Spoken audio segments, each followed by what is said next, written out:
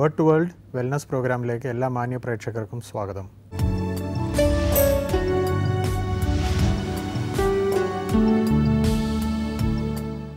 നമ്മൾ കഴിഞ്ഞ കുറേ എപ്പിസോഡുകളായിട്ട് ഫിസിക്കൽ ഹെൽത്ത് റിലേറ്റഡ് ആയിട്ടുള്ള ഫിസിയോതെറപ്പി ടോപ്പിക്സിനെ കുറിച്ച് നമ്മൾ ഡിസ്കസ് ചെയ്യുകയായിരുന്നു.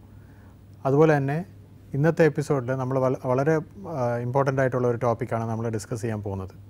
അതായത് പ്രഗ്നൻസി, വുമൺസ് ഹെൽത്ത്, അതിനെ ആസ്പദമാക്കിയുള്ള ഫിസിയോതെറപ്പി റിലേറ്റഡ് ആയിട്ടുള്ള കാര്യങ്ങളെ കുറിച്ചാണ് നമ്മൾ ഡിസ്കസ് ചെയ്യുന്നത്. വുമൺസ് ഹെൽത്തിനെ കുറിച്ച് ഡിസ്കസ് ചെയ്യാനായിട്ട് നമുക്ക് ഇന്ന് ഒരു എക്സ്പേർട്ടിനെ ലഭിച്ചിട്ടുണ്ട്. അദ്ദേഹം Amala institute of medical sciences Thrissur ഇൻസ്റ്റിറ്റ്യൂട്ടിലെ ഒരു സീനിയർ ഫിസിയോതെറപ്പിസ്റ്റാണ്. അദ്ദേഹത്തിൻ്റെ പേര് സിമി മേരി ഏലിയാസ് എന്നാണ്. അദ്ദേഹം നമ്മളോടൊപ്പം ഇന്ന് സ്റ്റുഡിയോയിലുണ്ട്. നമുക്ക് വുമൺസ് ഹെൽത്തിനെ കുറിച്ച് വളരെയധികമായിട്ട് ഡിസ്കസ് ചെയ്യാൻ പറ്റും. അതിനായിട്ട് അദ്ദേഹത്തെ സ്വാഗതം ചെയ്യുന്നു. നമസ്കാരം.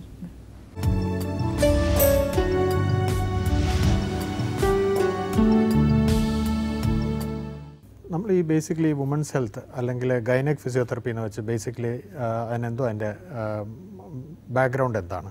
ശരിക്കും നമ്മുടെ ഫിസിയോതെറാപ്പി ഫീൽഡിൽ വളരെയധികം ദിവസം പ്രതി വളർന്നുകൊണ്ടിരിക്കുകയാണ്. ഈ വളർന്നുകൊണ്ടിരിക്കുന്ന ഫീൽഡിൽ ഒരു പുതിയ ബ്രാഞ്ചാണ് ഗൈനക് ഫിസിയോതെറാപ്പി അല്ലെങ്കിൽ വുമൺസ് ഹെൽത്ത് ഫിസിയോതെറാപ്പി എന്ന് പറയുന്നത്. എന്തുകൊണ്ട് അതിൻ്റെ പ്രാധാന്യം വരുന്നതെന്ന് വെച്ച് കഴിഞ്ഞാൽ ഒത്തിരി ലേഡീസിന് നമ്മൾ ശ്രദ്ധിച്ചാലറിയാം, ഇപ്പോഴത്തെ കാലത്ത് ബാക്ക് പെയിൻ പോലത്തെയുള്ള പ്രശ്നങ്ങളും അതുപോലെ യൂട്രസൊക്കെ താഴത്തേക്ക് ഇറങ്ങി വരിക, നമ്മുടെ അമ്മമാരുടെ ലെവലിലുള്ളവരൊക്കെ യൂറിൻ അറിയാതെ പോകുന്നു, അങ്ങനത്തെ കുറേ കംപ്ലയിൻസ് ആയിട്ട് വരുന്നുണ്ട്. എന്താ അതിൻ്റെ കാരണം എന്ന് വെച്ച് കഴിഞ്ഞാൽ പല കാരണങ്ങളുണ്ട്. അതിലൊരു കാരണം ഡെലിവറിയും അതിനോട് പ്രഗ്നൻസിയും ആ ഒരു ടൈം പീരീഡിൽ ഉണ്ടാകുന്ന നമ്മൾ കുറച്ച് കാര്യങ്ങൾ നമ്മൾ പരമ്പരാഗതമായിട്ട് കുറേ കാര്യങ്ങൾ ചെയ്യുന്നുണ്ട്. അതിൽ കുറച്ച് നമ്മൾ ചെയ്തു വരുന്ന കുറേ മിസ്റ്റേക്കുകളും അത് നമ്മളെങ്ങനെ സയൻറ്റിഫിക്കായിട്ട് നമുക്ക് കറക്റ്റായിട്ട് പറഞ്ഞു കൊടുക്കാം, അല്ലെങ്കിൽ കുറേ എക്സസൈസ് ബേസ്ഡ് ആയിട്ട് നമുക്ക് അവർ പറഞ്ഞു കൊടുക്കാം. നോർമൽ അവരുടെ ലൈഫിലേക്ക് തിരിച്ച് അവരുടെ ജീവിതത്തിലേക്ക് നമുക്ക് എങ്ങനെ ഹെൽത്തി ആയിട്ട് തിരിച്ചു കൊണ്ടുവരാം എന്നാണ് വുമൺസ് ഹെൽത്ത് ഫിസിയോതെറാപ്പി ഡീൽ ചെയ്യണത്. ഇതിൽ ആൾക്കാർ ഡീൽ ചെയ്യുന്ന ഏറ്റവും ട്രെയിൻഡ് ആയിട്ടുള്ള ഫിസിയോതെറാപ്പിസ്റ്റുകളാണ് ഇതിൽ ഡീൽ ചെയ്യണത്. പ്രത്യേകിച്ചും ഇപ്പോൾ അതിന് മാസ്റ്റേഴ്സും PhD ലെവലിലേക്കും ഒക്കെ നമ്മൾ കടന്നു പോയിട്ടുണ്ട്. അനുദിനം ആ ഫീൽഡ് വളർന്നുകൊണ്ടേ ഇരിക്കുകയാണ്. അപ്പോൾ ഈ ഒരു സമയത്ത് നമ്മൾ കൂടുതലും പ്രഗ്നൻസി, ഡെലിവറി കഴിഞ്ഞിട്ടുള്ള കാര്യങ്ങളാണെന്നുണ്ടെങ്കിൽ മേ ബി നാളെ ഒരു പക്ഷേ അതിലും നമ്മൾ വാസ്റ്റായിട്ട്, അതായത് യൂറിൻ ഇൻകോണ്ടിനൻസ് ഇപ്പോഴും നമ്മൾ ഡീൽ ചെയ്യുന്നുണ്ട്. അതുപോലെ ചില സർജറിയോടനുബന്ധിച്ചിട്ടുള്ള കുറേ ഫിസിയോതെറാപ്പി സെഷൻസും നമ്മൾ ഡീൽ ചെയ്യുന്നുണ്ട്. അതിലും മുന്നോട്ട് പോകുമെന്നാണ് ഞാൻ പ്രതീക്ഷിക്കുന്നത്. അപ്പോൾ അതാണ് വുമൺസ് ഹെൽത്ത് ഫിസിയോതെറാപ്പിക്ക് നമുക്ക് കൂടുതൽ ഇമ്പോർട്ടൻസ് ഡേ ബൈ ഡേ കൂടിക്കൊണ്ടിരിക്കുന്നത്. ഇപ്പോൾ നമ്മുടെ ഈ വുമൺസ് ഹെൽത്ത് അതിനെക്കുറിച്ചുള്ള പബ്ലിക് അവയർനെസ് എത്രമാത്രം ഉണ്ട്?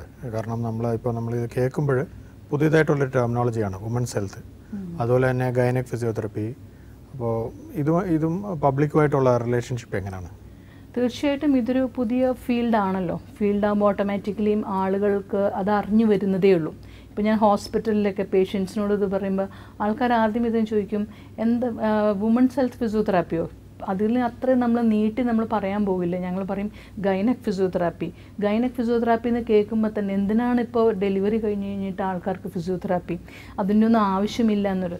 പക്ഷേ നമ്മൾ അവരെ നിർത്തി കുറേ കാര്യങ്ങളൊക്കെ പറഞ്ഞു കഴിയുമ്പോഴത്തേക്കും അവർ മനസ്സിലാക്കും, ഇത് ഈ പ്രോബ്ലംസ് എനിക്കുണ്ടല്ലോ, അങ്ങനെ അതെൻ്റെ മക്കൾക്ക് വരാൻ പാടില്ല, നാളത്തെ തലമുറയ്ക്ക് അത് ഹെൽത്തി ആക്കണം എന്ന് ആ അമ്മമാർ ആഗ്രഹിക്കുന്നുണ്ട്. അപ്പോൾ നമ്മൾ അവരെ കൺവിൻസ് ചെയ്യുമ്പോൾ എന്താണ് കാര്യങ്ങൾ പറഞ്ഞു മനസ്സിലാക്കുമ്പോൾ ഓട്ടോമാറ്റിക്കലി ഓരോ ദിവസം ചെല്ലും തോറും, ഓരോ വർഷം ചെല്ലും തോറും ആൾക്കാർ ഇങ്ങോട്ടേക്ക് അന്വേഷിച്ച് വന്നുകൊണ്ടിരിക്കുക. ഇപ്പം ഞാനൊരു 2 വർഷം മുന്നെയാണ് ഇത് ആദ്യമേ തുടങ്ങിയിട്ടുണ്ടായിരുന്നുള്ളൂ. പല സ്ഥലങ്ങളും അതിന് മുന്നേ തുടങ്ങിയിട്ടുണ്ട്. പക്ഷേ ഞാൻ തുടങ്ങിയ സമയത്ത് അതിന് ഈവൻ ഗൈനക്കിൻ്റെ സൈഡിൽ നിന്ന് തന്നെ അത്രയില്ല, വേണ്ട അവർ ചെറിയൊരു എക്സസൈസൊക്കെ ചെയ്തോളും, അങ്ങനെ ഒരു ഇതായിരുന്നു. പക്ഷെ ഇപ്പോൾ എന്ന് വെച്ച് കഴിഞ്ഞാൽ ഡോക്ടേഴ്സ് ഇങ്ങോട്ട് തന്നെ നമ്മളോട് ചെയ്യൂ, ആൻറ്റിനേറ്റൽ ചെയ്യൂ, പോസ്റ്റ്നേറ്റൽ ചെയ്യൂ, ഞങ്ങൾ പറയുന്നുണ്ട് ഇന്നൊക്കെ, ഓക്കെ വെരി ഗുഡ്, ആ ഒരു ലെവലിലേക്ക് വന്ന് നിൽക്കുക. കാരണം എന്ന് വെച്ച് കഴിഞ്ഞാൽ പീപ്പിൾ ആർ ഡിമാൻഡിങ്, അവരിങ്ങോട്ട് ഡിമാൻഡ് ചെയ്യാണ്, എന്തുകൊണ്ട് ഞങ്ങൾക്ക് ഫിസിയോതെറാപ്പി പറയുന്നില്ല, ഞങ്ങൾക്ക് കുറേ കാര്യങ്ങൾ ഞങ്ങൾക്ക് അറിയാനുണ്ട്, ഇങ്ങോട്ട് ഡിമാൻഡ് ചെയ്തിട്ടുണ്ട്. അപ്പോൾ ഞാൻ ഒബ്സർവ് ചെയ്തെടുത്തോളം ഇന്നലത്തേക്കായാലും, അതായത് 2 വർഷത്തെ മുന്നത്തേക്കായാലും ആൾക്കാർ ഒന്നുകൂടെ ഫോർവേഡായിട്ട് തിങ്ക് ചെയ്തിട്ടുണ്ടെങ്കിൽ ആൾക്കാരുടെ ഇടയ്ക്കേക്ക് ഇറങ്ങി വരുന്നുമുണ്ട് ഇത്. അതാണ് ഞാൻ ഒബ്സർവ് ചെയ്യണ മെയിനായിട്ടും കാര്യം. ഓക്കെ. അപ്പോൾ ഈ വുമൻസ് ഹെൽത്തിന് പ്രഗ്നൻസിയിലുള്ള റോൾ എന്താണ്? പ്രഗ്നൻസിയിൽ ഇപ്പം ഞാൻ പറഞ്ഞതുപോലെ തന്നെ പ്രഗ്നൻസി ടൈമിൽ ഫസ്റ്റ് ട്രൈമസ്റ്റർ തൊട്ട്, അതായത് ആദ്യത്തെ ഫസ്റ്റ് മന്ത് തൊട്ട് 3rd മന്ത് വരെ നമ്മൾ നന്നായിട്ട് ശ്രദ്ധിക്കേണ്ട സമയമാണ്. പക്ഷേ 5th മന്ത് തൊട്ട് 9th മന്ത് സമയത്താണ് അവരേറ്റ് നമ്മൾ മെഡിക്കൽ ടേമിൽ അത് സേഫ് പീരീഡാണ്. അതായത് ഫുൾ സ്വിങ്ങിൽ അവർക്ക് എക്സസൈസുകൾ നമുക്ക് ചെയ്യാൻ പറ്റുന്ന സമയം. ആ സമയത്ത് നമ്മൾ അവരുടെ മസിൽസൊക്കെ നല്ല ഫ്ലെക്സിബിൾ ആക്കി എടുക്കുക, കോർ മസിൽസ് സ്ട്രെങ്തൻ ചെയ്തെടുക്കുക, പെൽവിക് ഫ്ലോർ മസിൽസ് നമ്മൾ സ്ട്രെങ്തൻ ചെയ്തെടുക്കുക. അതൊക്കെ ചെയ്ത് കഴിഞ്ഞ് കഴിഞ്ഞാൽ പ്രഗ്നൻറ്റ് ലേഡിക്ക് അവരുടെ ഡെലിവറി ടൈമിൽ നന്നായിട്ട് ഫ്ലെക്സിബിലിറ്റിയിലേക്ക്, അതായത് വേഗം സുഖപ്രസവത്തിലേക്ക്, നമ്മൾ പറയും സിസേറിയൻ എല്ലാവരും ചെയ്യുന്നത്, പക്ഷേ എല്ലാവർക്കും സിസേറിയൻ ആവശ്യമില്ല. നോർമൽ ഡെലിവറിയിലേക്ക് ആക്കാവുന്ന വളരെയധികം കേസുകളുണ്ട്. അങ്ങനെ പല കോംപ്ലിക്കേഷൻസും നമുക്ക് അവോയ്ഡ് ചെയ്യാം. അതുപോലെ തന്നെ ഡെലിവറി കഴിഞ്ഞ ശേഷം കുറേ പേർക്ക് ബാക്ക് പെയിൻ പ്രശ്നങ്ങൾ ഉണ്ടാവുന്നുണ്ട്. ഈവൻ ഫീഡിങ് മദേഴ്സിനുള്ള കുറേ പ്രശ്നങ്ങൾ. അത് കഴിഞ്ഞ് നോർമൽ അബ്ഡോമിനൽ മസിൽ, ഡയസ്റ്റസിസ് റെക്ടെ എന്ന് പറയുന്നത് അബ്ഡോമിനൽ മസിൽസ്, വയറിലെ മസിൽസ് നമ്മൾ അകന്നു പോവുക, അങ്ങനത്തെ കുറേ കണ്ടീഷൻസ് വരുന്നുണ്ട്. അത് ഫിസിയോതെറാപ്പി ഫീൽഡിലൂടെ നമുക്ക് വളരെയധികം പരിഹരിക്കാൻ കഴിയും. ഓക്കെ. അപ്പോൾ നമ്മൾ ഇപ്പോൾ പെൽവിക് ഫ്ലോർ മസിൽസ് എന്ന് പറഞ്ഞല്ലോ. അപ്പോൾ നമ്മൾ ഈ പെൽവിക് ഫ്ലോർ മസിൽ എന്ന് വെച്ചാൽ എന്താണ്? അപ്പോൾ അതിനെ ചുറ്റിപ്പറ്റിയാണ് നമ്മൾ എക്സസൈസസ് പറഞ്ഞു കൊടുക്കുന്നത്. അതിനുള്ള എക്സസൈസസ് ആണോ ഈ പേഷ്യൻസ് ചെയ്യേണ്ടത്? തീർച്ചയായിട്ടും പെൽവിക് ഫ്ലോർ മസിൽസ് എക്സസൈസ് ഏറ്റവും ഇമ്പോർട്ടൻ്റ് ആയിട്ടുള്ള എക്സസൈസുകൾ തന്നെയാണ്. അതിൻ്റെ ഒപ്പം തന്നെ നമ്മൾ അബ്ഡോമിനൽ എക്സസൈസ് എന്ന് പറയും. അബ്ഡോമിനൽ എക്സസൈസ് നമുക്ക് കൂടുതൽ ഇമ്പോർട്ടൻസ് വരുന്നുണ്ട്. പെൽവിക് ഫ്ലോർ മസിൽസ് എന്താണെന്ന് വെച്ച് കഴിഞ്ഞാൽ നമ്മുടെ അരക്കെട്ടിനും ഇടുപ്പിനും ഇടയ്ക്ക് കുറേ മസിൽസ്, നമ്മുടെ യൂട്രസ്, നമ്മുടെ അതുപോലെ തന്നെ യൂറിനറി ബ്ലാഡർ, നമ്മളെ ഇൻറ്റെസ്റ്റൈൻ, അതൊക്കെ നമ്മൾ സപ്പോർട്ട് ചെയ്യണ ഒരു പോർഷൻ മസിൽസ് ഉണ്ട്. ആ ഒരു പോർഷൻ മസിൽസ് ഒരു ബെഡ് പോലെയാണ് അതിരിക്കുന്നത്. അതിലാണ് ഇതെല്ലാം റെസ്റ്റ് ചെയ്യണത്. ഈവൻ പ്രഗ്നൻസി ടൈമിൽ നമ്മൾ കുട്ടി വലുതാവണതിനനുസരിച്ച് കുട്ടി ഫിക്സ് ചെയ്യുന്നതും ഈ പെൽവിക് ഫ്ലോറിലേക്കാണ് കൂടുതലും പോയിൻ്റ് ചെയ്യണത്. അപ്പോൾ ഓട്ടോമാറ്റിക്കലി ആ പെൽവിക് ഫ്ലോർ മസിൽസ് സ്ട്രെങ്തൻ അല്ല എന്നുണ്ടെങ്കിൽ നമ്മൾ കാണുന്ന കുറച്ച് കോംപ്ലിക്കേഷൻസ് ഉണ്ട്. അതായത് കുട്ടി ഹെഡ് ഫിക്സ് ചെയ്യാൻ ബുദ്ധിമുട്ടുണ്ടാവുന്നുണ്ട്, ചിലർക്ക് പ്രീ മെച്യൂർ ബേബി ഉണ്ടാവുന്നു, അങ്ങനത്തെ കുറേ ബുദ്ധിമുട്ടുകൾ ഉണ്ടാവാൻ കൂടുതൽ ചാൻസസ് ഉണ്ട്. അപ്പോൾ ഈ ഫ്ലോർ മസിൽസ് എന്ന് പറയുമ്പോഴത്തേക്കും നമ്മൾ കുറേ എക്സസൈസുകളുടെ കുറേ സെഷൻസ് ഉണ്ട്. അതായത് കീഗിൾസ് എക്സസൈസും അതിൻ്റെ ഒപ്പം തന്നെ നമ്മൾ അബ്ഡോമിനൽ എക്സസൈസുകളും നമ്മൾ കൂടുതൽ അതിന് ഇമ്പോർട്ടൻസ് കൊടുത്ത് നമ്മൾ ചെയ്യണം. ഇപ്പോൾ നമ്മൾ ഈ എക്സസൈസൊക്കെ പണ്ട് ചെയ്തിട്ടില്ലായിരുന്നല്ലോ. അപ്പോൾ ഇപ്പോൾ നമ്മളിത് പുതിയതായിട്ട് ഇൻട്രൊഡ്യൂസ് ചെയ്യുന്നൊരു കോൺസെപ്റ്റ് അല്ലേ? അതിപ്പോൾ പണ്ട് കാലത്തെ ഒരു ജീവിത രീതിയും ഇപ്പോഴത്തെ ഒരു ജീവിത രീതിയുമായിട്ട് എന്തെങ്കിലും ഒരു ഡിഫറൻസ് ഉണ്ടോ? അതോ അതിൻ്റെ ഒരു ലിങ്ക് എന്താണ്? എവിടെയാണ് ഒരു മിസ്ലിങ്ക് ഉള്ളത്? എന്താണെന്ന് വെച്ച് കഴിഞ്ഞാൽ എല്ലാ പേഷ്യൻസും എന്നോട് ചോദിക്കുന്നത്, പണ്ടൊക്കെ ഞങ്ങൾ ഒന്നും ചെയ്യാണ്ട് തന്നെയാണ് ശരിയായിരിക്കുന്നത്, ഇപ്പം എന്തിനാണ് ഈ പുതിയതായിട്ടുള്ള എക്സസൈസ് സെഷൻസും അതിൻ്റെ ഒന്നും ആവശ്യമൊന്നും ഉണ്ടായിരുന്നില്ലല്ലോ. അപ്പം ഞാൻ അവരോട് പറയണത് എന്താണെന്ന് വെച്ച് കഴിഞ്ഞാൽ പണ്ടത്തെ കാലത്തൊക്കെ നമ്മുടെ ലൈഫ് സ്റ്റൈൽ വ്യത്യാസമായിരുന്നു. അന്നൊക്കെ എന്ന് വെച്ച് കഴിഞ്ഞാൽ ആ ഒരു പർട്ടിക്കുലർ ടൈമിൽ മാത്രമാണ് ഒരു ലേഡിക്ക് റെസ്റ്റ് ടൈം ഉള്ളൂ. അതായത് ആ 2 മാസം മാത്രം റെസ്റ്റ് ഉള്ളൂ. ഈ 2 മാസം കഴിഞ്ഞ് കഴിഞ്ഞാൽ പിന്നെ അവരെന്താ ചെയ്യുക? നെല്ല് കുത്തുക, അമ്മി മെരയ്ക്കുക, വെള്ളം കോരുക, അങ്ങനത്തെ ജോലികളായിരുന്നു. ആ ലൈഫ് സ്റ്റൈലായിരുന്നു. പിറ്റേ ദിവസം തൊട്ട് തുടങ്ങുകയായി. അതൊക്കെ ഓട്ടോമാറ്റിക്കലി നമ്മൾ അബ്ഡോമിനൽ മസിൽസിനും പെൽവിക് ഫ്ലോർ മസിൽസിനൊക്കെ നന്നായിട്ട് സ്ട്രെങ്തൻ ചെയ്യുന്ന എക്സസൈസുകളായിരുന്നു. അത് അവരറിയാണ്ട് തന്നെ അവരുടെ ലൈഫ് സ്റ്റൈലിൽ വന്നിട്ടുണ്ടായിരുന്നു. പക്ഷേ ഇപ്പോൾ നമുക്ക് എങ്ങനെയാണെന്ന് വെച്ച് കഴിഞ്ഞാൽ ഒരു മുറ്റം പോലും ഇല്ല അടിക്കാനായിട്ട്. അങ്ങനെയുള്ള ഒരു ജീവിത സിറ്റുവേഷൻസിൽ വരുന്ന ആൾക്കാർക്ക് ഇങ്ങനത്തെ എക്സസൈസുകൾ കിട്ടണില്ല, ഇങ്ങനത്തെ ജോലികളൊന്നും ഉണ്ടാവണില്ല. അത് നമ്മുടെ കുറ്റമല്ല, പക്ഷെ നമ്മുടെ ലൈഫ് സ്റ്റൈൽ മാറിയതിൻ്റെ പ്രശ്നങ്ങളാണ്. അപ്പോൾ അതിനോടനുബന്ധിച്ച് കുറേ ബുദ്ധിമുട്ടുകൾ വരുന്നുണ്ട്. അപ്പോൾ നമ്മൾ എന്താ ചെയ്യുകയെന്ന് വെച്ച് കഴിഞ്ഞാൽ അത് നമ്മൾ മനസ്സിലാക്കി അങ്ങനെയുള്ള പേഷ്യൻസിനെ, പ്രഗ്നൻ്റ് ആയ ലേഡീസിനെ ആ സമയം തൊട്ടേ നമ്മൾ ട്രെയിൻ ചെയ്തെടുക്കുക. അപ്പോൾ അവരുടെ ലൈഫ് നമുക്ക് സെക്യൂർ ആക്കാൻ പറ്റും. നമ്മൾ അറിഞ്ഞിട്ട് ഒരാളോട് നമ്മൾ മിണ്ടാണ്ടിരിക്കുന്നതൊക്കെ നമ്മൾ കറക്റ്റായിട്ട് അവരെ കാര്യങ്ങൾ പറഞ്ഞ് അവരെ പ്രബോധിപ്പിച്ച് കറക്റ്റായിട്ട് അവരെ ആ വെയിലേക്ക് കൊണ്ടുവരികയെന്നുണ്ടെങ്കിൽ നമ്മുടെ അടുത്ത തലമുറയെ നമുക്ക് ശരിക്കും സെക്യൂർ ആക്കാൻ പറ്റും. നല്ലൊരു അടുത്ത ഫ്യൂച്ചർ അവർക്ക് നൽകാൻ നമുക്ക് സാധിക്കും. അതാണ് ഞാൻ നോക്കുമ്പോൾ ഫിസിയോതെറാപ്പി ഫീൽഡിൽ ഏറ്റവും നമുക്ക് ചെയ്യാനായിട്ട് നമുക്ക് പറ്റുന്നതും. ഓക്കെ. പ്രഗ്നൻസി റിലേറ്റഡ് ആയിട്ടുള്ള മേജർ കുറച്ച് കോംപ്ലിക്കേഷൻസ് ഒക്കെ വരുമല്ലോ. അതിൽ ചില കോംപ്ലിക്കേഷൻസ് ഒക്കെ നമ്മളെ കൊണ്ട് ഡീൽ ചെയ്യാൻ പറ്റുന്നതായിരിക്കത്തില്ല, ഒരു ഫിസിയോതെറാപ്പിസ്റ്റിനെ കൊണ്ട് ഡീൽ ചെയ്യാൻ പറ്റുന്നതായിരിക്കത്തില്ല. അതൊക്കെ ഒരു ഗൈനക് സ്പെഷ്യലിസ്റ്റോ അല്ലെങ്കിൽ ഒബ്സ്ട്രക്റ്റിക് സ്പെഷ്യലിസ്റ്റോ അവർ നോക്കുന്ന കാര്യങ്ങളാണ്. ഇതേ സമയത്ത് നമുക്ക് ഹാൻഡിൽ ചെയ്യാൻ പറ്റുന്ന കോംപ്ലിക്കേഷൻസ് എന്തെങ്കിലും ഉണ്ടോ? അതുപോലെ ആ കോംപ്ലിക്കേഷൻസിൽ പേഷ്യൻസിന് എക്സസൈസ് ചെയ്യാൻ പാടുണ്ടോ? അങ്ങനെയുള്ള കുറച്ച് കാര്യങ്ങളൊക്കെ നമ്മുടെ പ്രേക്ഷകർക്കൊന്ന് മനസ്സിലാക്കി കൊടുക്കാൻ പറ്റുമോ? എന്തായാലും വലിയ കോംപ്ലിക്കേഷൻസ് ഉണ്ടെന്നുണ്ടെങ്കിൽ നമ്മൾ തീർച്ചയായിട്ടും അവരോട് എക്സസൈസ് നമ്മൾ വേണ്ടെന്ന് തന്നെ പറയും. പ്രത്യേകിച്ച് ഈ ബ്ലീഡിങ് ഉള്ള സമയത്ത്, സെർവിക്സ് സ്ട്രോങ് അല്ല, യൂട്രസ് സ്ട്രോങ് അല്ല, അങ്ങനത്തെ ഉള്ള ഫിക്സ് വരുന്ന പേഷ്യൻസിന്, തുടർച്ചയായിട്ട് ഫിക്സ് വരുന്ന പേഷ്യൻസിനൊക്കെ നമ്മൾ എക്സസൈസുകൾ ലിമിറ്റഡ് ആക്കും. ചെറിയ കോംപ്ലിക്കേഷൻസ്, അതായത് ചെറിയ ആസ്മാറ്റിക് പേഷ്യൻസ്, ചെറിയ ആസ്മ പോലത്തെ ഉള്ളവർ, പിന്നെ അതുപോലെ തന്നെ യൂറിനറി ഇൻകോണ്ടിനൻസ് ഉള്ള പേഷ്യൻസ്, നേരത്തെ തന്നെ യൂറിനറി ഇൻകോണ്ടിനൻസ് ഉള്ള പേഷ്യൻസും, അങ്ങനെയുള്ള പേഷ്യൻസിന് നമുക്ക് കൊടുക്കുമ്പോൾ എന്താ ഗുണം എന്ന് വെച്ച് കഴിഞ്ഞാൽ അവരുടെ മസിൽസ് ആ പ്രഗ്നൻസി ടൈമിൽ തന്നെ സ്ട്രെങ്തൻ ആവുക ചെയ്യുന്നത്. അപ്പോൾ അതുവഴി നമുക്ക് കോംപ്ലിക്കേഷൻ സമയത്ത് നമ്മളൊരു സെറ്റ് എക്സസൈസ് അവർക്ക് കൊടുക്കുന്നുണ്ട്.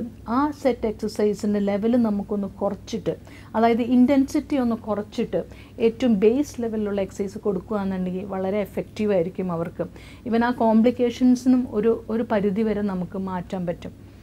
ഓക്കെ, അപ്പോൾ നമ്മളത് ഡെഫിനറ്റ്ലി അങ്ങനെ ആ എക്സസൈസ് കൊടുക്കുമ്പോൾ തന്നെ നമ്മുടെ നിരീക്ഷണത്തിലായിരിക്കും അല്ലേ? ചെറിയ കോംപ്ലിക്കേഷൻസ് തീർച്ചയായിട്ടും നമുക്ക് കൊടുക്കാൻ പറ്റും. നിരീക്ഷണത്തിലായിരിക്കും തീർച്ചയായിട്ടും. പ്രത്യേകിച്ചും ഫിസിയോതെറാപ്പിസ്റ്റിൻ്റെയും നമ്മൾ കൺസൾട്ട് ചെയ്യുന്ന ഡോക്ടേഴ്സിൻ്റെയും അറിവോടുകൂടി തന്നെ വേണം ഈ എക്സസൈസുകൾ ചെയ്യാനായിട്ട്. ഓക്കെ, അപ്പോൾ ഈ ബേസിക്കലി ഗർഭിണികൾ എന്തൊക്കെ രീതിയിലുള്ള എക്സസൈസുകളാണ് ചെയ്യേണ്ടത്? എപ്പോഴും പ്രഗ്നൻ്റ് ആയിരിക്കുന്ന സമയത്ത് നമ്മൾ ശ്രദ്ധിക്കുന്നതെന്ന് വെച്ച് കഴിഞ്ഞാൽ സ്ലോ റിഥമിക് ആയിട്ടുള്ള മൂവ്മെൻറ്റ്സ് ആണ്. നമ്മൾ ഈ ചില എയറോബിക് എക്സസൈസുകൾ ഫാസ്റ്റ് മൂവ്മെൻറ്റ്സ് ആണെങ്കിലും അതിൽ സിമ്പിളായിട്ട് ചെയ്യാവുന്ന എക്സസൈസുകൾ നമുക്ക് ചെയ്യാൻ പറ്റും. എയറോബിക് എക്സസൈസിൽ നമുക്ക് വാക്കിംഗ് സ്വിമ്മിങ് ഒക്കെ നമുക്ക് അതിനകത്ത് ഇൻക്ലൂഡ് ചെയ്യാവുന്ന എക്സസൈസുകളാണ്. അതുപോലെ തന്നെ നമ്മൾ ചെറിയ ചെറിയ മൂവ്മെൻറ്റ്സ് എപ്പോഴും, അതായത് നമുക്ക് കമ്പൈൻഡ് ആയിട്ടുള്ള മൂവ്മെൻറ്റ്സ് നമുക്ക് ചെയ്യാം. ഇൻഡിവിജ്വൽ ആയിട്ടുള്ള നമുക്ക് ജസ്റ്റ് ഒന്ന് ലിം മൂവ്മെൻറ്റ്സ്, അതായത് കാല് ചെയ്തിട്ട് പിന്നെ കൈ ചെയ്യുക, അങ്ങനത്തെ ചില മൂവ്മെൻറ്റ്സുകൾ, ബ്രീത്തിങ് എക്സസൈസുകൾ, അങ്ങനത്തെയൊക്കെ നമുക്ക് ചെയ്യാവുന്നതാണ് ഈ സമയത്ത്. ഓക്കെ, ഈ എക്സസൈസ് ഒക്കെ ചെയ്യുമ്പോൾ അവർ ചെയ്യുന്ന വ്യക്തി എന്തൊക്കെയാണ് ശ്രദ്ധിക്കേണ്ടത്? എപ്പോഴും നമ്മൾ ശ്രദ്ധിക്കണമെന്ന് വെച്ചാൽ വാമപ്പ് എക്സസൈസ് എപ്പോഴും ഇൻക്ലൂഡ് ചെയ്യണം. കൂൾ ഡൗൺ എക്സസൈസ് എന്തായാലും അവർക്കൊരു നമ്മൾ മെഡിറ്റേഷൻ എന്നുള്ള പോർഷൻസ് നമ്മൾ കൊടുക്കുന്നുണ്ട്. അതിൽ കൂൾ ഡൗൺ പോർഷൻസ് എപ്പോഴും ഇൻക്ലൂഡഡ് ആയിരിക്കും. വാമപ്പ് എന്തിനാണ് ചെയ്യണതെന്ന് വെച്ച് കഴിഞ്ഞാൽ നമ്മുടെ ബോഡി ഒന്ന് അതിനോടൊന്ന് പ്രിപ്പയർഡ് ആക്കാൻ വേണ്ടിയിട്ടാണ്, എക്സസൈസിന് വേണ്ടിയിട്ട്. ഈ എക്സസൈസ് ചെയ്യാണ്ടിരിക്കുമ്പോൾ എന്താ ബുദ്ധിമുട്ടെന്ന് വെച്ച് കഴിഞ്ഞാൽ ബ്ലഡ് സപ്ലൈ നമ്മൾ ചില പോർഷൻസിലൊക്കെ കൂടുതലും ചില പോർഷൻസിലൊക്കെ കുറവായിരിക്കും വരുന്നത്. അപ്പോൾ അതിൻ്റെ ഫലമായിട്ട് എന്താ ബുദ്ധിമുട്ടെന്ന് വെച്ച് കഴിഞ്ഞാൽ നമുക്ക് ഇൻഡൈജഷൻ പോലത്തെയുള്ള കുറച്ച് ബുദ്ധിമുട്ടുകൾ ലേഡീസിന് ഉണ്ടാവുന്നുണ്ട്. അതുപോലെ ക്രാംസ് ഉണ്ടാവുന്നുണ്ട്. കാരണം കൂടുതലും നമ്മുടെ ഹോർമോൺ ചേഞ്ചസിലൊക്കെ വരുന്ന വ്യത്യാസം കാരണം, അവരുടെ നോർമൽ പോസ്ചറും ചേഞ്ചസും കാരണം അവരുടെ ബാക്ക് പെയിൻ പോലത്തെയുള്ള പ്രശ്നങ്ങൾ, അതുപോലെ തന്നെ നൈറ്റിൽ സ്ലീപ്പ് കിട്ടാത്ത അവസ്ഥ, അങ്ങനത്തെ കുറേ ബുദ്ധിമുട്ടുകൾ വരുന്നുണ്ട്. ഓക്കെ, സ്വല്പം മുമ്പ് നമ്മൾ ഈ പ്രഗ്നൻസിയിൽ വരുന്നതായ കോംപ്ലിക്കേഷൻസിനെ കുറിച്ച് ഒരു ബേസിക് ഓവർ ത്രൂ ചെയ്തായിരുന്നു. അതുപോലെ നമ്മൾ ഈ എക്സസൈസ് ചെയ്യുന്നത് കാരണം എന്തെങ്കിലും കോംപ്ലിക്കേഷൻസ് വരാൻ സാധ്യതയുണ്ടോ? അല്ലെങ്കിൽ പേഷ്യൻസിനെ ഒന്ന് മനസ്സിലാക്കുന്ന രീതിയിൽ, എല്ലാവർക്കും ഒന്ന് മനസ്സിലാകുന്ന രീതിയിൽ ഒന്ന് പറയാമോ? എപ്പോഴാണ് ഈ എക്സസൈസ് കാരണം എന്തെങ്കിലും കോംപ്ലിക്കേഷൻസ് വരുവാണെങ്കിലോ അത് ദിസ് ഈസ് ദ ലിമിറ്റ്, ഇതിന് മുമ്പോട്ട് പോകാൻ പാടില്ല, we have to consult again before we continue with the exercise, അങ്ങനെയുള്ള എന്തെങ്കിലും പ്രിക്കോഷൻസ് ഉണ്ടോ? അതെ, സാറ് പറഞ്ഞ പോലെ തന്നെ നമ്മൾ എക്സസൈസ് ചെയ്യുമ്പോൾ അത് കാരണം വല്ലാണ്ടൊരു കോംപ്ലിക്കേഷൻസ് വരില്ല. പക്ഷേ മിക്കപ്പോഴും പ്രഗ്നൻസിയിൽ ഫറ്റീഗ് എന്നുള്ളൊരു, അതായത് ക്ഷീണം, പിന്നെ അതുപോലെ തന്നെ ചിലർക്ക് ശ്വാസതടസ്സത്തിൻ്റെ പ്രശ്നം, ചിലർക്ക് പെട്ടെന്ന് ബ്ലീഡിങ് ഉണ്ടാവുക, അങ്ങനത്തെ കുറച്ച് ബുദ്ധിമുട്ടുകൾ വരുമ്പോഴൊക്കെ അതൊരു റെഡ് ഫ്ലാഗാണ്. നമ്മളത് ആ എക്സസൈസ് ആ സമയത്ത് നിർത്തണം എന്നുള്ളതിൻ്റെ നമ്മൾ സൂചനയാണ് കാണിക്കുന്നത്. അതുപോലെ തന്നെ തലകറക്കം ഉണ്ടാവുക, BP പെട്ടെന്ന് ഷൂട്ടപ്പ് പോവുക, ഈവൻ BP വല്ലാണ്ട് വേരിയേഷനുള്ള പേഷ്യൻസിന് നമുക്ക് അവർ ഹൈ റിസ്ക് പേഷ്യൻസിൽ ഗണത്തിലാണ് നമുക്ക് വരുന്നത്. അവരുടെ എക്സസൈസ് നമ്മൾ ഡിസൈൻ ചെയ്യുമ്പോൾ തന്നെ നമ്മൾ വളരെയധികം ശ്രദ്ധിക്കണം. അതായത് സാധാരണ ഒരു പേഷ്യൻസിന് നമ്മൾ കൊടുക്കുന്ന പോലെ നമ്മൾ ഒരിക്കലും അവർക്ക് നമുക്ക് എക്സസൈസുകൾ കൊടുക്കാൻ പറ്റില്ല. അപ്പോൾ ശ്രദ്ധിക്കേണ്ട കാര്യം എന്താണെന്ന് വെച്ച് കഴിഞ്ഞാൽ നമ്മൾ ബാക്കി വാമപ്പ് എക്സസൈസ് കൊടുക്കണം. പിന്നെ അതുപോലെ തന്നെ നമ്മൾ ഇടയ്ക്കിടയ്ക്ക് നമ്മൾ ഹൈഡ്രേറ്റ് ആക്കണം. നമ്മൾ ഡീഹൈഡ്രേഷനിൽ നിന്ന് മെയിൻ ഒരു പ്രശ്നമാണ്. നന്നായിട്ട് വേർത്ത് പോകുമ്പോൾ നമ്മൾ ഇടയ്ക്കിടയ്ക്ക് വെള്ളം കുടിക്കാനായിട്ട് നമ്മൾ പ്രത്യേകം ശ്രദ്ധിക്കണം. എക്സസൈസ് ചെയ്യുമ്പോൾ എപ്പോഴും ഒന്ന് ലൂസായിട്ടുള്ള നമുക്ക് സ്ട്രെച്ചബിൾ ആയിട്ടുള്ള ഡ്രസ്സുകളാണ് നമ്മൾ ഔട്ട്ഫിറ്റിങ്സ് ആണ് നല്ലത്. ഹൈ ലെവലിൽ നമ്മൾ നിന്നിട്ട് ചെയ്യണേക്കാൾ ലോ മാറ്റിൽ നമ്മൾ ചെയ്യുകയാണ് എപ്പോഴും നല്ലത്. പക്ഷേ ചില പേഷ്യൻസിന് നമുക്ക് താഴെ ഇരിക്കാനായിട്ട് ബുദ്ധിമുട്ടുണ്ട്. അങ്ങനെയുള്ളവർ നമുക്ക് ഫേം ആയിട്ടുള്ള വീതിയുള്ള ഏതെങ്കിലും സർഫസിൽ നമുക്ക് ഇരുന്നിട്ട് ചെയ്യാൻ നമ്മൾ അഡ്വക്കേറ്റ് ചെയ്യാറുണ്ട്. അങ്ങനത്തെ കുറച്ച് കാര്യങ്ങൾ നമ്മൾ ശ്രദ്ധിച്ചാൽ മതി. ഓക്കെ, അപ്പോൾ ഞാൻ മനസ്സിലാക്കുന്നത് ഇപ്പോൾ ബേസിക്കലി അവിടെ ഒരു ടൈലേർഡ് എക്സസൈസ് പ്രോഗ്രാമാണ്, അല്ലെങ്കിൽ ഒരു എക്സസൈസ് പ്രിസ്ക്രിപ്ഷനാണ് അവിടെ നടക്കുന്നത്. നമ്മൾ ഓരോ പേഷ്യൻറ്റിനനുസരിച്ചുള്ള എക്സസൈസ് നമ്മൾ പ്രിസ്ക്രൈബ് ചെയ്ത് എത്ര പ്രാവശ്യം ചെയ്യണം, എങ്ങനെയുള്ള എക്സസൈസുകൾ ചെയ്യണം എന്നൊക്കെ ഒരു എക്സ്പീരിയൻസ്ഡ് ആയിട്ടുള്ള ഒരു ഫിസിയോതെറാപ്പിസ്റ്റ് പ്രിസ്ക്രൈബ് ചെയ്ത് കൊടുക്കുകയാണ് അല്ലേ?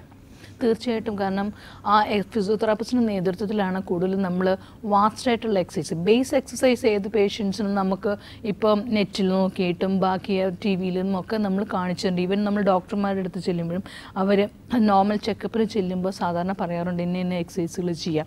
പക്ഷേ പർട്ടിക്കുലറായിട്ട് ഇന്ന മസിൽസിന് ഇന്ന എക്സസൈസ് എന്തിനു വേണ്ടിയിട്ട് എന്നുള്ളത് ഒരു ഫിസിയോതെറാപ്പിസ്റ്റിന് മാത്രമേ പറഞ്ഞു കൊടുക്കാൻ പറ്റുള്ളൂ. അല്ല നമുക്ക് ആ സമയത്ത് ഏതൊക്കെ മസിൽസ് നമുക്ക് ഏറ്റവും കൂടുതൽ ആവശ്യമായിട്ട് വരുന്നുണ്ട്, ആ മസിൽസിൻ്റെ പ്രാധാന്യം എന്തെന്ന് അവരെ പറഞ്ഞ് മനസ്സിലാക്കിയാലാണ് അവർ ചെയ്യുള്ളൂ. നിങ്ങൾ ഇന്ന ചെയ്തോ എന്ന് പറഞ്ഞു കഴിഞ്ഞാൽ ഒരിക്കലും അവർ ചെയ്യില്ല.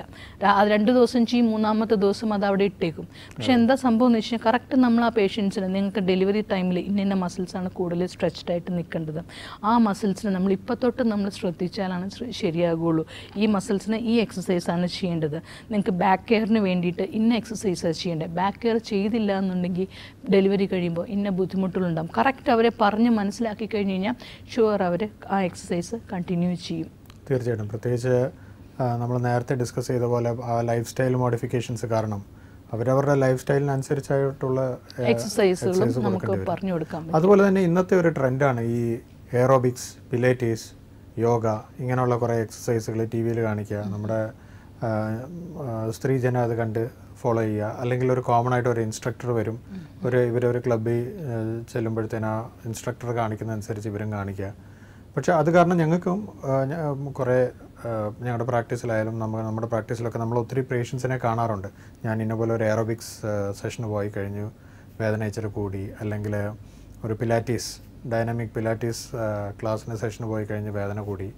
അതുപോലെ യോഗ, ഇത്രയും നാൾ അനങ്ങാതിരുന്ന ഒരു വ്യക്തി വളരെ ഡൈനാമിക്കും വളരെ ഫ്ലെക്സിബിളായിട്ടുള്ള യോഗ എക്സസൈസൊക്കെ ചെയ്തിട്ട് പുതിയതായിട്ട് ചെയ്ത് കഴിയുമ്പോഴത്തേന് അതിനനുസരിച്ച് അവരുടെ ബോഡി ആകെപ്പാടെ ഒരു ഇംബാലൻസിലേക്ക് പോവുകയും പിന്നീട് അവർ വേറെ ഫിസിയോതെറാപ്പി ട്രീറ്റ്മെൻറ്റും കാര്യങ്ങൾക്കൊക്കെ വരാറുണ്ട്. സോ ഇങ്ങനെയുള്ള ഈ പുതിയ new generation exercises, aerobics, Pilates, yoga പുതിയതല്ല തീർച്ചയായിട്ടും. Yoga is an ancient form of exercise. അത് പക്ഷേ ഇങ്ങനെയുള്ള കാര്യങ്ങളിലോട്ട് ഒരു പ്രഗ്നൻസിയിലേക്ക് കിടക്കുന്ന ഒരു സ്ത്രീക്ക് എത്രമാത്രം അത് ഇംബൈബ് ചെയ്യാൻ പറ്റും, എത്രമാത്രം അത് പോസിറ്റീവാണ്, അതിനെക്കുറിച്ചൊരു ഇൻസൈറ്റ് തരാൻ പറ്റുമോ? ഏറ്റവും ആദ്യം നമ്മൾ ശ്രദ്ധിക്കേണ്ടതെന്ന് വെച്ച് കഴിഞ്ഞാൽ പ്രഗ്നൻസിക്ക് മുന്നേ തന്നെ എക്സസൈസ് അത് അധികമില്ല. ഒരു സെഡൻറ്ററി ലൈഫുള്ളൊരു വീട്ടമ്മയ്ക്ക് ഒരിക്കലും നമ്മൾ high velocity in the sense നമ്മളിങ്ങനത്തെ എയറോബിക്സ്, യോഗയുടെ പല ആസനങ്ങളൊന്നും ഒരിക്കലും യോജിക്കില്ല. അപ്പോൾ അവരെന്താ ചെയ്യേണ്ടതെന്ന് വെച്ച് കഴിഞ്ഞാൽ ആദ്യം ബേസ് എക്സസൈസുകൾ നമ്മൾ സ്റ്റാർട്ട് ചെയ്യണം. പ്രത്യേകിച്ച് നമ്മൾ ടി വിയിലൊക്കെ കാണുന്ന ഗ്രൂപ്പ് എക്സസൈസ് എപ്പോഴും നല്ലത് തന്നെ, അവർക്ക് എൻ്റർടൈൻമെൻറ്റ് തന്നെ നിൽക്കുമ്പോഴുള്ള ബോറിങ്സൊക്കെ മാറി കിട്ടാനൊക്കെ നല്ലതാണ്. പക്ഷേ നമ്മളൊരു ഗ്രൂപ്പായിട്ട് ചെയ്യുമ്പോൾ അങ്ങനത്തെ ഗുണമുണ്ടെങ്കിൽ പോലും അവർ ഇൻസ്ട്രക്ട് ചെയ്യുന്ന ആളുടെ ക്വാളിഫിക്കേഷൻ ഏറ്റവും ഇമ്പോർട്ടൻ്റ് ആണ്. കാരണം എനിക്ക് എക്സ്പീരിയൻസ് ഉണ്ട്, യോഗയുടെ പൊസിഷനിൽ ചില ആസനങ്ങളൊക്കെ നന്നായിട്ട് നേരത്തെ തന്നെ ചെയ്തുകൊണ്ടിരുന്ന ലേഡിയാണ്. പക്ഷെ പ്രഗ്നൻസി ടൈമിൽ ഹോർമോൺ വ്യത്യാസം വരുന്ന കാരണം നമ്മുടെ ജോയിൻസും അതുപോലെ മസിൽസൊക്കെ ഭയങ്കര ലാക്സിറ്റി വരുന്നതാണ്. ഓവർ സ്ട്രെച്ച്ഡായി പോയിട്ട് പിന്നെ ഡെലിവറി കഴിഞ്ഞ് കഴിയുമ്പോൾ ഓട്ടോമാറ്റിക്കലി അവരത് നോർമൽ ഇതിലേക്ക് കൊണ്ടുവരാനായിട്ട് ശ്രമിക്കും. അവർക്ക് കാണുന്ന സിംറ്റംസ് എന്താണെന്ന് വെച്ച് കഴിഞ്ഞാൽ ഈ പറഞ്ഞ മാതിരി ബാക്ക് പെയിൻ, അതുപോലെ തന്നെ പ്യൂബിക് സിംഫൈസിസ് അടുക്കാണ്ട് വരിക, അതായത് നമ്മൾ അരക്കെട്ടിലെ എല്ലുകൾ തമ്മിൽ അടുക്കാണ്ട് വരുന്ന ഒരു അവസ്ഥ ചില സമയത്തുണ്ടാകും. അത് ആ സമയത്ത് അവർ ഓർത്തോ സെക്ഷനിലേക്ക് നമ്മൾ റെഫർ ചെയ്യുക, അവിടുന്ന് ബൈൻഡർ കെട്ടുക, അങ്ങനത്തെ കുറേ കാര്യങ്ങളൊക്കെ നടക്കുന്നുണ്ട്. അതിൻ്റെ ഒപ്പം തന്നെ പിന്നെ എക്സസൈസുകളും പിന്നെ പിന്നെ ചെയ്യേണ്ട അവസ്ഥ വരുന്നുണ്ട്.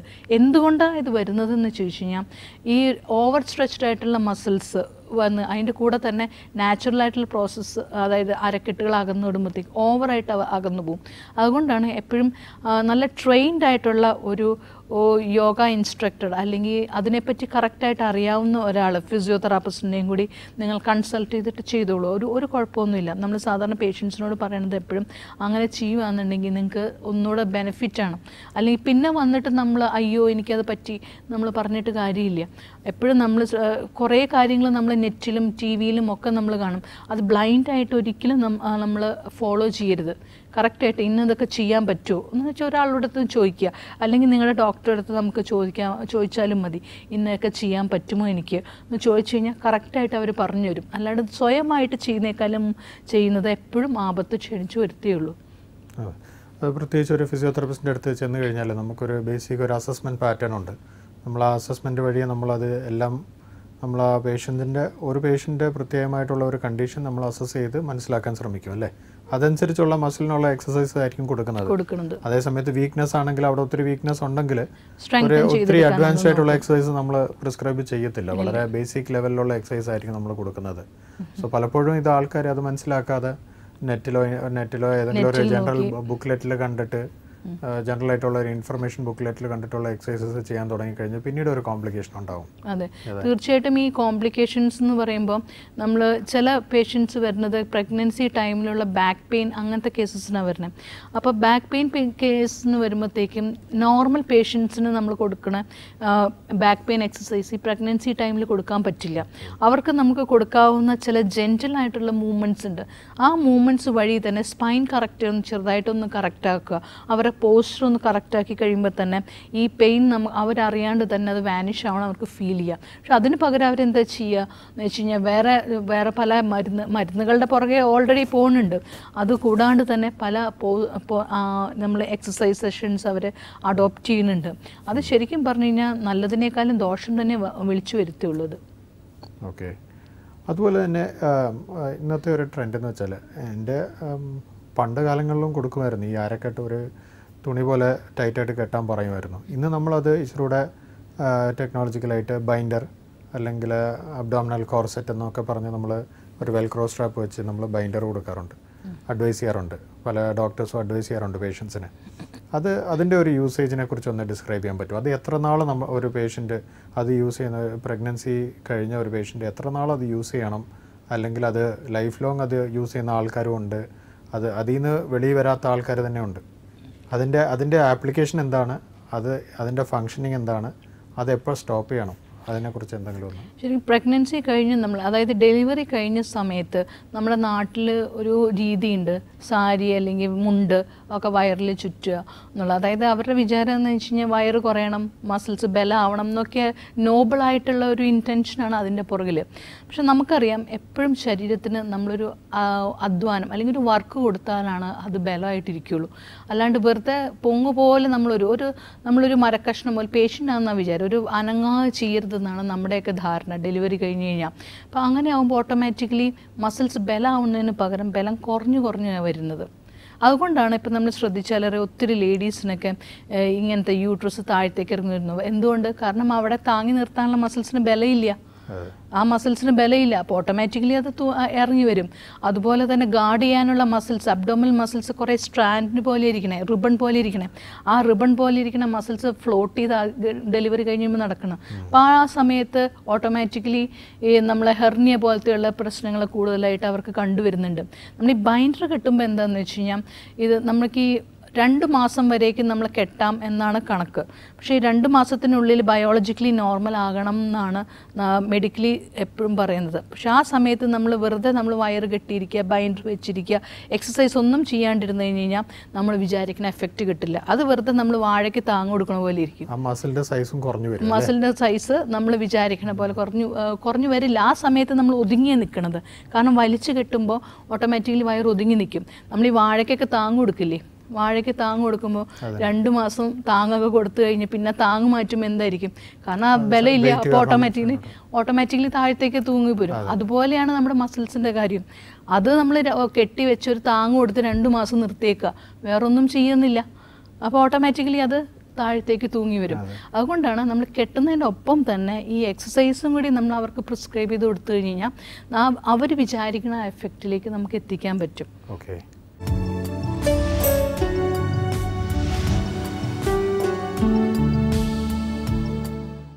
ഇന്നത്തെ എപ്പിസോഡിൽ നമ്മളിവിടെ ഡിസ്കസ് ചെയ്തത് വുമൺസ് ഹെൽത്തിനെ കുറിച്ചാണ്. Women's health, application of women's health in pregnancy, prenatal, post natal, അതായത് പ്രഗ്നൻസി സമയത്തും ഡെലിവറി കഴിഞ്ഞിട്ടുള്ള കാര്യങ്ങളെക്കുറിച്ചാണ് നമ്മൾ ഡിസ്കസ് ചെയ്തിരുന്നത്. അത് എല്ലാവർക്കും വളരെ പ്രയോജനപ്പെടുന്ന ഒരു ടോപ്പിക്കാണ്. അതുപോലെ തന്നെ അതിനെക്കുറിച്ച് അതിനെ റിലേറ്റഡ് ആയിട്ടുള്ള കോംപ്ലിക്കേഷൻസ്, ആ കോംപ്ലിക്കേഷൻസ് നമ്മൾ എങ്ങനെ ഹാൻഡിൽ ചെയ്യാം, അതും പുതിയ ന്യൂ ജനറേഷൻ എക്സസൈസസ് ആയ എയറോബിക്സ്, പിലാറ്റീസ്, അതുമായിട്ട് എങ്ങനെ ഇൻറ്റഗ്രേറ്റ് ചെയ്യാം, അതിലുള്ള കോംപ്ലിക്കേഷൻസ് എങ്ങനെ അവോയ്ഡ് ചെയ്യാം എന്നുള്ള കാര്യങ്ങളാണ് നമ്മൾ ഇന്നിവിടെ ഡിസ്കസ് ചെയ്തിരുന്നത്. ഇന്നത്തെ ഈ ഡിസ്കഷനിൽ നിന്ന് നമുക്ക് മനസ്സിലായി കാണുമല്ലോ, pregnancy is not a disease or a disorder. It is a natural form of living for any female in her life cycle. So in the next episode, വരുന്ന എപ്പിസോഡിലും നമ്മൾ ഇതിനെക്കുറിച്ച് കൂടുതലായിട്ട് ഡിസ്കസ് ചെയ്യുന്നതായിരിക്കും.